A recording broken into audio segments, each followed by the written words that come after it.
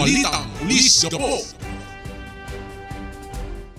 Isang mapagpalang Huwebes, mga ka-broadcast. Kumusta po kayo? Magandang umaga po, lungsod ng Olongapo. Ngayon po, March 20, ilang tulog na lang, April na, no? Kami po ang inyong makakasama ngayong umaga para magbigay ng komprehensibong detalye patungkol sa mga programs and activities na isinasagawa ng inyong kapulisan. Dito lamang yan sa mahal nating lungsod, ang lungsod ng Olongapo.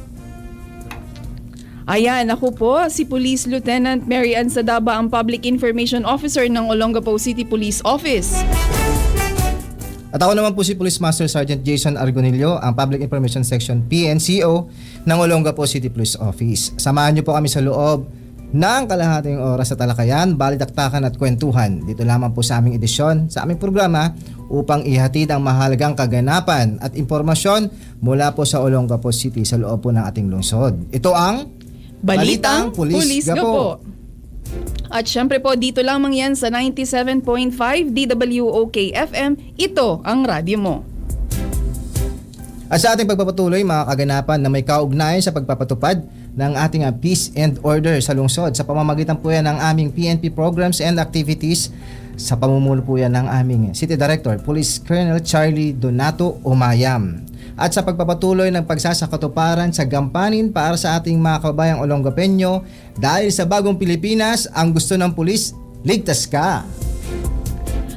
At ang lahat ng yan, mga ka-broadcast, ay patuloy naming ipatutupad sa ilalim ng pamumuno ng aming Chief PNP Police General Romel Francisco Marbil na may layuning mapagtibay ang ating magandang ugnayan sa ating komunidad kasama ang Police Regional Office 3 sa pamumuno ng ating Regional Director, Police Brigadier General Jean Fajardo, kaakibat ang ating mga partner agencies upang maabot ang ating mga kababayan. At sa pagpapatuloy, mga ka-broadcast, ang datos ng ating anti-illegal drug operation mula March 10 hanggang March 16, 2025. Sa kabuuan, ang Olongapo City Police Office sa pangunguna ng ating City Director Police Colonel Charlie D. Umayam ay nakapagtala ng 13 total arrested person mula sa magkakaibang anti-criminal accomplishment. Kasama na dito ang matagumpay na nasagawang 6 anti-illegal drug operations na nagresulta sa pagkakaaresto ng 6 drug personalities at pagkakakumpiska ng 21.2 grams of shabu na may kabuuang standard drug price na 144,166 pesos.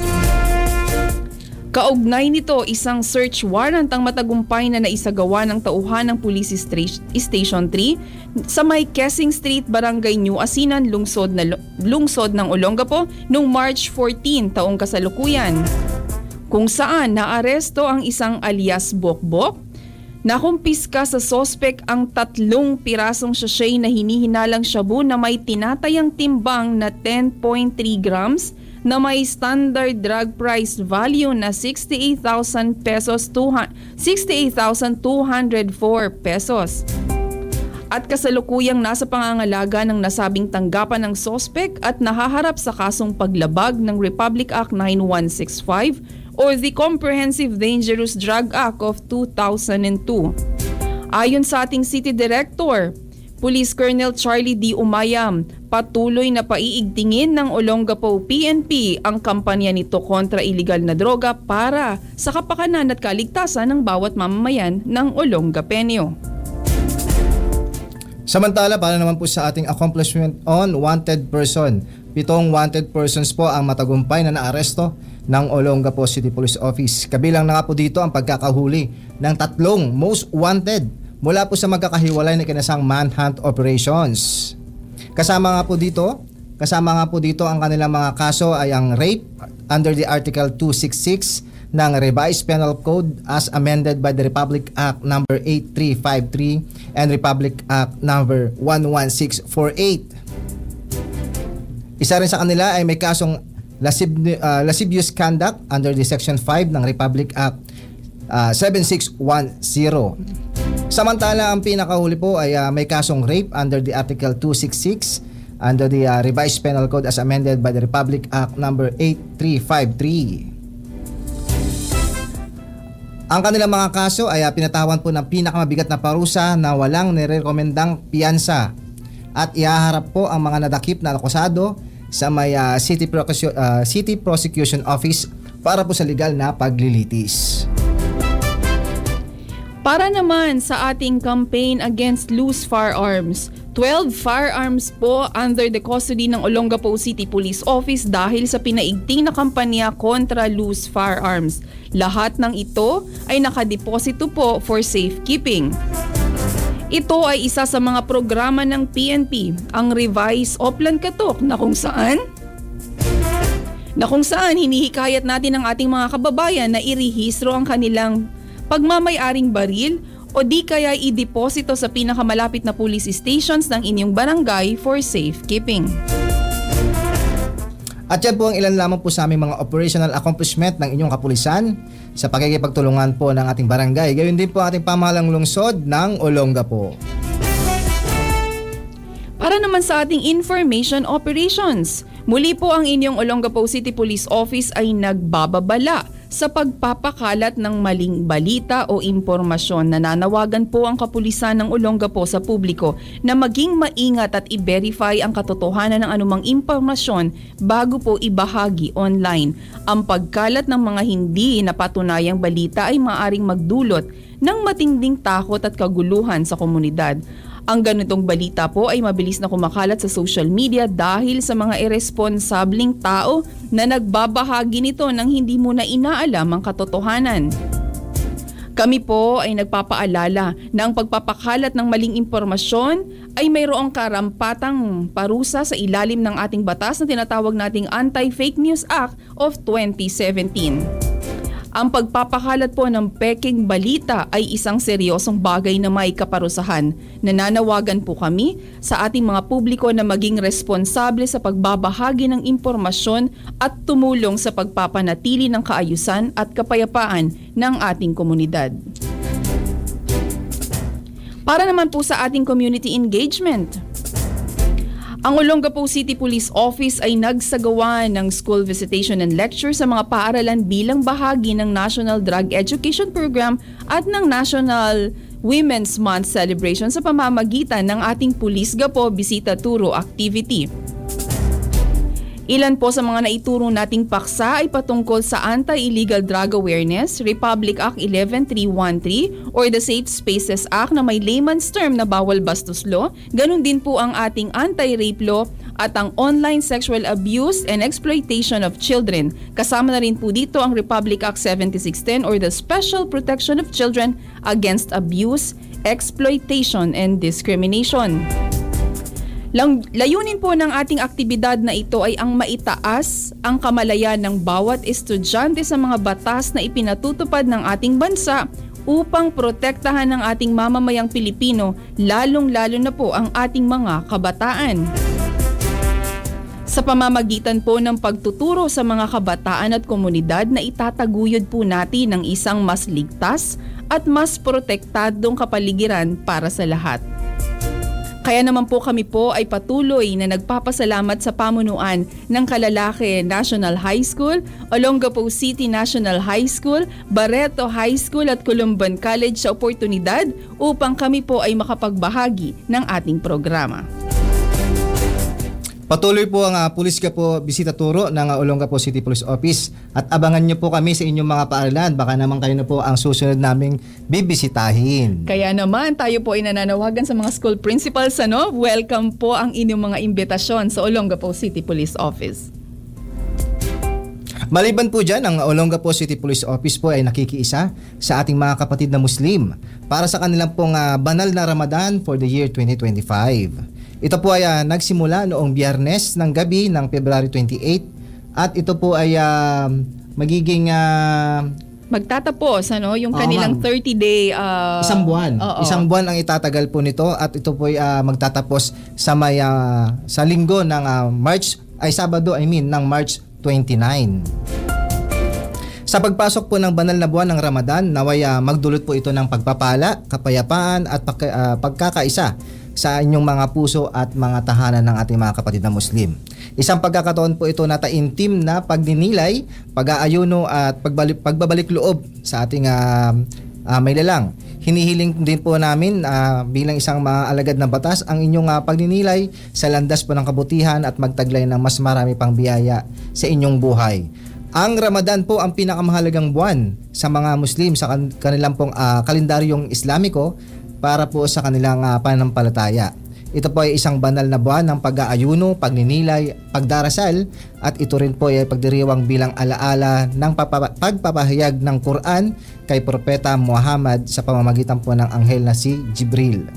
Ang pag-aayuno sa Ramadan ay isa po sa mga pillars of Islam, isang mahalagang obligasyon para sa mga kapatid na Muslim. Sa buong buwan po, na karaniwan pong 29 or 30 days, ang mga Muslim po ay nag-aayuno mula po pagkagabi hanggang sa pagsikat ng araw na hindi kumakain, umiinom o gumagawa po ng bagay na ikakasira po ng kanilang pagpa-fasting. Ang layunin po ng Ramadan na ito ay para po sa kanilang pagsasakripisyo. Ayan. Magbabalik po ang balitang Pulis Gapo matapos pang ilang paalala. Dito lamang po yan sa 97.5. Balitang Pulis Gapo. Ayan, muli pong nagbabalik ang inyong Balitang Pulis Gapo. Siyempre dito lamang yan sa 97.5 DWOK FM. Ito ang radyo ko. Maliban nga po dun sa nabalita ng ating kapartner tungkol sa Ramadan kanina, no? At ang Olongapo City Disaster Risk Reduction Management Office, mga ka-broadcast or ang DRRMO ng Olongapo, ay nagbahagi po mga ka-broadcast ng Vital Water Rescue and Response Assets sa pamunuan ng Olongapo City Police Office upang mas palakasin po natin ang emergency response capabilities ng ating mga kapulisan sa oras ng kalamidad gaya ng watercraft boat, life vest, water safety helmet, throw bag, rescue tube, and utility rescue rope. Ang handover ceremony po ay ginanap noong March 17, 2025 sa flag raising ceremony sa pamahalaan ng lungsod ng Olongapo sa Rizal Triangle. Layunin po nito mga ka-broadcast na siguraduhin ang kahandaan at epektibong pagtugon ng kapulisan ng pamahalaang lungsod sa oras ng sakuna. Muli po, ang Olongapo City Police Office po ay nagpapasalamat sa ating lungsod ng Olongapo. Siyempre, ang lahat po ng yan mga aktibidad po natin na ibabahagi po para po sa adhikain po nating isulong ang mga programa ng PNP sa pamamagitan po yan ng Community Affairs and Development Program. Kaya naman po hinihikayat namin ang lahat na makiisa upang mas lalo po nating mailapit ang ating mga programa sa ating mga kababayang Olongapeño, ang isang serbisyo publiko ng Pulis Gapo. Ayan, ngayon naman mga ka-broadcast, magdako naman tayo sa mga sa safety tips natin. Ano bang mga ibibigay nating safety tips ngayon? Ayan, ma'am, tama. Dahil po napag-usapan natin sa karamihan po ng mga may kaso sa atin o mga nahuli po natin ay mostly ay may mga kasong rape and lascivious conduct. Ayan. So pinag-iingat po natin ang ating mga kababayang Olongapeño pagdating po sa mga itong mga insidente. Kaya naman mga ka-broadcast, isa po sa mga tip natin huwag po tayo basta-bastang makipagkita sa mga ka-text o ka-chat, lalo na po hindi pa natin sila gaanong kakilala. Lalong-lalo na po yung mga kabataan po natin, yung mga magulang, i-check po natin yung mga cellphone, sino po ba yung mga ka-text, mga ka-chat ng ating mga anak, lalo na po yung mga minor de edad. Madalas yan, sinesekreto pa nila yan, ma'am, no? Kasi ayaw kasi nila mapagalitan sila. At yun din po ang bilin actually ng ating mga perpetrators o yung mga taong gumagawa ng may masamang motibo sa ating mga anak. Ang unang-una po nilang bilin ay huwag sabihin sa mga magulang, pinapasikreto. So kapag ganun po mga anak, kapag ganun po ang bilin sa inyo ng inyong mga ka-text nyo, red flag po yes, yan. Ma'am. Isang malaking red flag at ibig sabihin huwag po nating pagkatiwalaan. Yes, ma'am. Maliban po dyan, wag po tayong maglakad ng mag-isa, lalo na po sa mga madidilim na lugar. Ayan, pinag-iingat po natin, lalong-lalo na yung mga kabataan. Kung wala namang pong dahilan para maglakad sa madilim, lalo na pong mag-isa, much as well po na umuwi ng maaga. At the same time, kung talagang kinakailangan, mas mabuti po tayong magpasama or magpasundo. Ayan. Ayan, isa rin sa ating mga tip, huwag makipag-date at huwag uminom ng alak. Naku, yan ma'am. Madalas yan ma'am. Oh, 'di ba sabi nga natin pag may alak, may balak. Totoo yan ma'am. Totoo po yan. So, kaya naman po mga ka-K5, lalong-lalo na po sa ating mga minor de edad. So, mag-ingatan po natin. Kung hindi po kinakailangan, iwasan po natin yung nabanggit nga natin, yung unang-una nating tip, yung huwag makipagkita, huwag makipag-chat sa hindi kakilala. Ganun din naman yung pakikipag-date natin, 'di ba? Iwas-iwasan po natin mga ka-K5. Iwas-iwasan po natin mga ka-broadcast. At maliban po dyan, ma'am, kaugnay rin po sa ating nabanggit kanina, kung makikisalamuha po tayo sa ating mga kaibigan at iinom po tayo sa ating po mga kakilala, huwag po nating iwanan ang ating inumin na baso or bottled water. Ayan.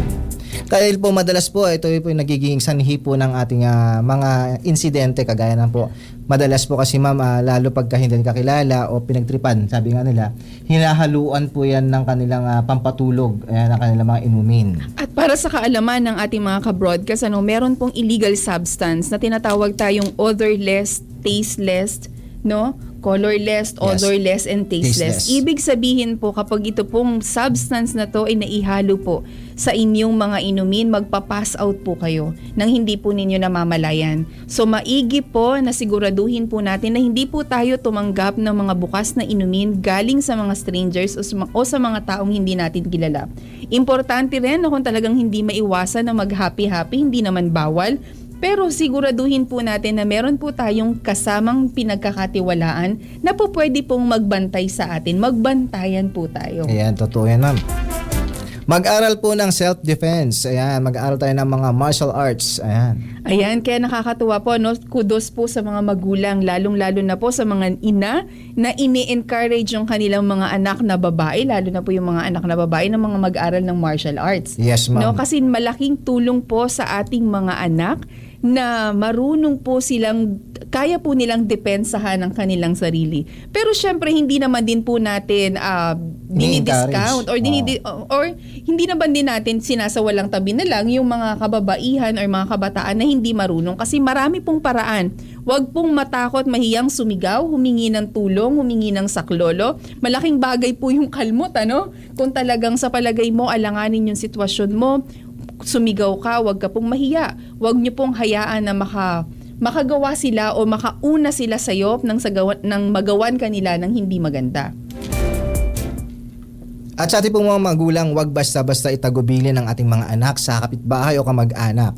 Dahil base rin po sa aming mga natatanggap na sumbong, sa aming pong mga ginagawa ng mga report, police report, sa ating pong mga napafile na kaso, ang mga kakilala din po ng biktima ang umaabuso sa kanila. Totoo yan ka-partner.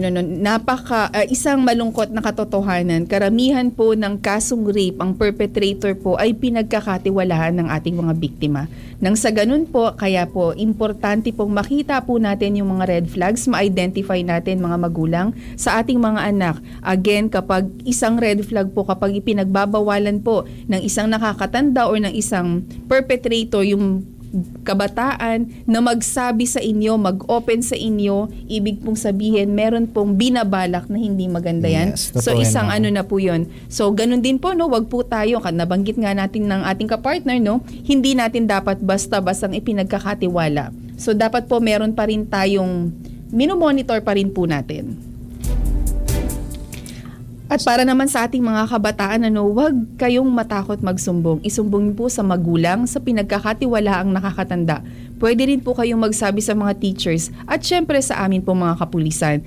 Kaya din naman po, isa po muling paalala sa ating mga magulang, huwag po sanang gawing panakot ang inyong mga kapulisan sa inyong mga anak para lang makakuha po ng pansamantalang katinuan or maging behave yung mga bata, pag naglalakad tayo, nakakalungkot na katotohanan, pag may dumaang pulis, ayan, ipapahuli kita.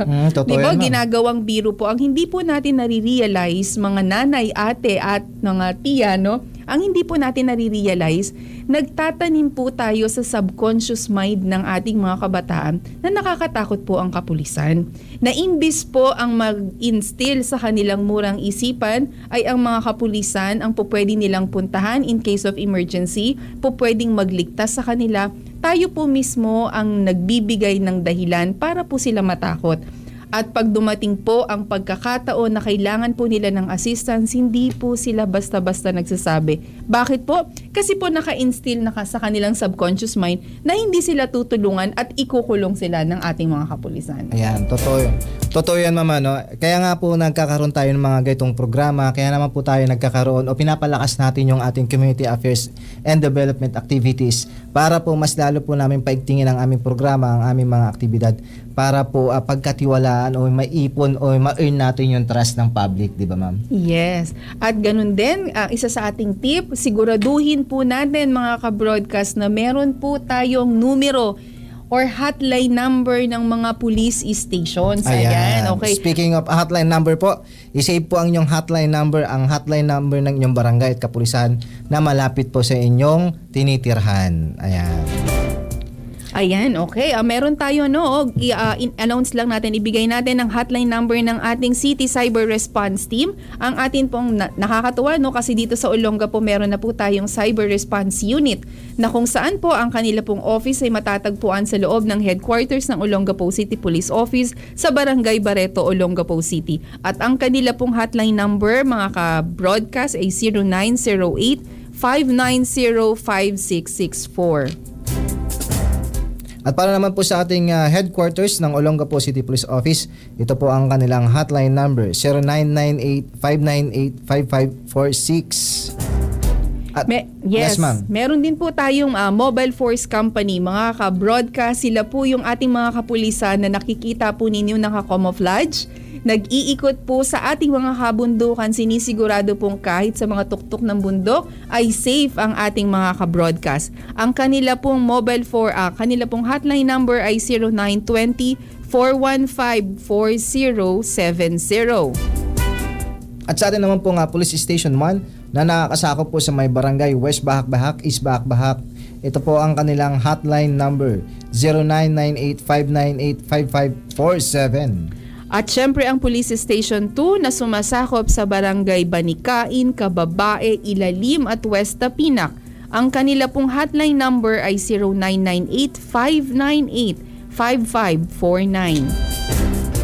Samantalang sa atin po naman pong Police Station 3 na nakakasakop po sa Barangay New Asinan, Pag-asa, New Kalalaki at East Tapinak. Ito po ang kanilang hotline number, 0998-598-5561. At ang Police Station 4 na sumasakop sa Barangay Old Cabalan at New Cabalan.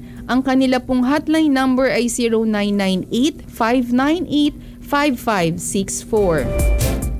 At ang kanilang pong sa amin naman pong Police Station 5 na nakakasakop po sa Barangay Mabayuhan, Gordon Heights at Santa Rita. Ito po ang kanilang hotline number, 0998-598-5567. At syempre ang Police Station 6 na sumasakop sa Barangay Barreto, ang kanila pong hotline number ay 0998-598-5569. Magbabalik po Balitang Pulis ka po matapos ang ilang paalala dito lamang po yan sa 97.5. Balitang Pulis ka po. Ayan, muli pong nagbabalik ang inyong Balitang Pulis ka po. Muli po syempre dito lamang yan sa 87.5 DWOK FM. Ito ang radyo ko. At para naman po sa pagpapatuloy, amin po kayong hinihikayat na i-follow ang aming social media account. Please follow our Facebook page at Pulis Gapo Disiplinado. Ayan. Please, yes ma'am. Ganun din po, syempre, no, paki-follow din po ang ating partner sa ating radio program dito, ang ating Subic Bay Broadcast. Yan. And please follow and comment na rin po sa aming FB account, ang Olongapo City Police Office or the Olongapo City Police. Diyan po ninyo makikita ang aming mga recent activities and accomplishment. And also, please follow our YouTube channel, ang Olongapo City Police Office. Ayan. Mga ka-broadcast, meron din tayo syempre yung programa na gusto nating pininopromote lagi. No? Ito po yung Sumbong Nyo, Aksyon Agad. Syempre tuwing Lunes po yan hanggang Biyernes, 12:30 hanggang 1:30 p.m. Ganun din po ang programang Alagad ng Batas tuwing Biyernes ng gabi, 3 p.m. to 8 p.m. At ganoon din po ang aming pong Police News Network FB page. Ayan po, madalas po dito nakikita natin ang mga kaganapan sa ating pong pambansang pulisya ng Pilipinas. Ayan, may time pa tayo. Gusto nating i-maximize yung ating time. Ayun, nabanggit natin kanina, ka-partner, yung ating mga crime prevention tips pagdating sa rape, Yes, Ito ma'am. po ang dahilan kung bakit patuloy po kaming pumupunta sa inyong paaralan para, di ba, ma-empower natin yung ating mga estudyante. Gusto rin nating sabihin at ipaalala sa ating mga ka-partner, mga ka-broadcast na wala pong dahilan para po sila ay matakot na pumunta sa mga police stations. Regardless po kung ilang taon na po nangyari ang pangahalay. Yes, Ini-encourage po namin kayo na pumunta po sa inyong kapulisan. At gusto ko rin ma'am i-emphasize na pagka tayo po nagpunta sa ating Women Protection Desk, WCPD, Women Children Protection Desk ng PNP, sisiguraduhin po namin na confidential po ang lahat ng inyong mga detalye na ibibigay sa ating mga kapulisan. Ayan, syempre katulad nga na nabanggit mo, we value confidentiality. Yes, so wala tayong planong ma-compromise at huwag po kayong mag-alala. Hindi natin i-compromise yung ating mga biktima. At lalo na dyan, ma'am, lalo po pag mga kabataan, ma'am, meron kasi mga madalas na nagiging katanungan. Paano naman po kapag wala pong mga guardian yung bata? Ano ba yung pwede pagka nagpunta po siya sa police station, wala siyang guardian? Ayan, napakagandang tanong ka-partner. Huwag po kayong mag-alala. Pwede po kayong i-assist ng ating CSWDO. Pwede po kayong i-assist ng inyong mga teachers, lalong-lalo na po kung minor de edad yung mga yan. Kung sa palagay po ninyo, wala po kayong tumatayong guardian ngayon, lalong-lalo na po dun sa mga OFW natin, pwede kung sa palagay po ninyo, yung mga kasama nyo sa bahay ay hindi nyo kayang pagkatiwalaan, ini-encourage po namin kayo. Pwede po kayong magsabi sa mga teachers, pwede po kayong magsabi sa kung sino mang matanda na pinagkakatiwalaan ninyo na masamahan kayo sa CSWDO, sa barangay, or sa kapulisan. Ayan, tama yan, ma'am. Kaya naman po, isa rin po sa amin na gusto po naming bigyan ng pansin ay yung pong ating pong masyado tayong nagiging yung impluwensya po ng digital world, ma'am, ng internet. So this March lang po, ma'am, first week, I think first week lang po ng March, we observe the Safe Internet Day, na kung saan po nakasama po natin ang mga ilan po sa mga miyembro po ng City Social Welfare and Development ng Olonga po, at tayo po ay bumisita sa mga schools at nag-conduct din po ng mga lectures about the sexual abuse online. Alam mo, during conduct ng mga lectures natin, pagdating dito sa OSAEC or yung ating online sexual exploitation and abuse against children, pag tinatanong natin sila ano ba ang mga advantages ng social media or ng internet, ano yung mga disadvantage? Parang mas marami silang nababanggit na disadvantage. Yes, totoo yun. Oo. So at least kilala nila, alam nila, na-identify nila yung mga disadvantages. Kaya naman po, nasasabi din natin kung ano yung mga dapat gawin para makaiwas maging biktima ng online sexual harassment. At again, ini-encourage natin lalong-lalo ng mga kabataan, hindi po ito usaping pambabae dahil ito po ay gender-based. Ibig sabihin, maging ang mga kalalakihan, na lalong-lalo ng mga kabataang kalalakihan, sila din po ay nagiging biktima. So maging aware po tayo mga magulang, ingatan po natin, tingnan po natin, i-inspect po natin, i-monitor po natin ang online world ng ating mga anak. Siguraduhin po natin na alam pa rin po natin ang password nila, lalong-lalo na po kung sila po ay mga kabataan. 'Di ba? Kung sila po ay mga bata, ensure po natin na namo-monitor po natin kung yung mga activities po nila online at ma-restrict yung mga bagay or mga site na dapat i-restrict, 'di ba? Ayun, tama yun, ma'am. There's something to do with the trust between the yung magulang at nung anak. So kailangan po yun po yung kailangan natin na busugin at pagyamanin. Yung kailangan po yung bata nagsasabi sa atin kung ano man yung nangyayari sa kanya, kung ano po yung mga naging kaganapan sa school nila, kung ano man po yung pinagdadaanan nilang problema bilang isang sa kanilang adolescent period. So kasi ma'am, pagdating sa ganung mga bagay, ma'am, nahihiya na kasi yung bata eh. So tingin ko yun yung dapat na pagtuunan ng pansin bilang magulang. At yun ang dapat, totoo yun, ano? Yun ang dapat palakasin talaga, yung relasyon ng magulang sa kanilang anak. Kasi wala na yun eh, gone are the day na talagang masyado tayong authoritarian, no? Bilang magulang. Ngayon po hindi na pwede, mga mami, mga daddy, ano? Kailangan maging kaibigan ka lang ng anak mo, di ba, Kung ma'am? gusto mong mag-open yan sila sa'yo, kung gusto mong makuha pa rin ang loob nila, kailangan talaga maging kaibigan ka ng anak mo. Dapat tayo po ang number one kaibigan ng mga anak natin bago po yung mga strangers na posible silang pagsamantalahan. Ayan, maraming salamat po. At sana po ay may natutunan kayo sa aming po mga ibinahaging mga tips para po sa ating mga kabataan kontra o kampanya laban sa pang-aabuso. Ayan. Ayan, at kung meron po kayong gustong pag-usapan na safety tips mula sa inyong mga kapulisan po, pwede po ninyong i-comment sa live sa post ng ating Subic Bay broadcast. 'Di ba? Paki-comment po dyan kung ano po ang gusto ninyong pag-usapan natin sa mga susunod na linggo. Nang sa ganun po ay mabigay po natin yung mga safety tips na yon para sa ating mga ka-broadcast. Ganon din po kung meron po kayong particular topic na gusto ninyong pag-usapan natin or meron po ba kayong gustong makasama natin dito na maging guest natin dito sa atin ating Pulisga po Balitang Pulisga po. Pwede niyo pong i-comment diyan at pipilitin po nating makapanayam or ma-invite at makasama natin dito sa studio. At yan po ang aming hatid na mga mahalagang impormasyon mula po sa Olongapo City Police Office. Maraming salamat po sa oras na inyong pakikinig sa ating programa ngayong umaga. Ako po ang inyong Police Master Sergeant Jason Argonillo. Muli po sa pamunuan ng Olongapo City Police Office sa ngalan ng aming City Director, Police Colonel Charlie D. Umayam, kami po ay taus-pusong nagpapasalamat sa ating Station Manager, Ma'am Amelia Jane Gordon. Siyempre kasama din natin dito sina DJ Claire, DJ MJ Macy, no? Si DJ Macy, ganun din si Sir Mel. Ayan, for giving us the valuable opportunity to amplify po yung ating Pulisga po Accomplishment Report. At siyempre sa ating mga viewers and listeners na walang sawang sumusuporta sa atin upang maitaguyod ang ating layuning protektahan at pagsilbihan ng ating mga kababayan dito sa pinakamamahal nating lungsod, ang lungsod ng Olongapo. Ayan, pinapasalamatan din natin syempre ang 97.5 DWOK FM. Ito ang radyo ko. Muli po, ako po si Police Lieutenant Mary Ann Sadaba. Magsama-sama po tayong muli sa susunod na linggo upang makinig sa ating programa tuwing Huwebes ng umaga. Dito lamang yan sa 97.5 DWOK FM. Ito ang radyo ko at ito po ang inyong Balitang Pulisga po.